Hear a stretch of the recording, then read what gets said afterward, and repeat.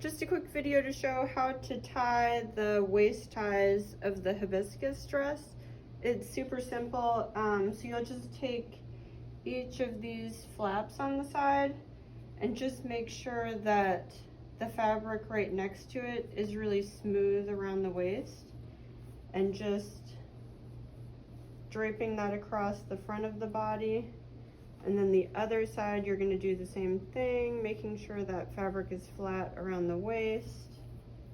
And then you're just going to cross them in front and then cross them in the back.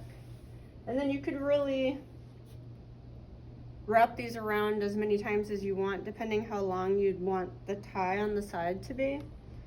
So with this one, I think I'll wrap it a couple more times. And then I'm just gonna put it to the side and do a pretty snug square knot, holding that with my finger. And then another square knot, and making sure again that this fabric around the waist is smooth, and just smoothing that out.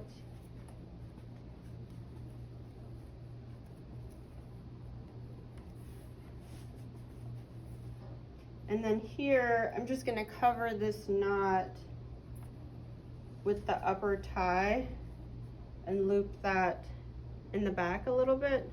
So then you just see this nice flat sash.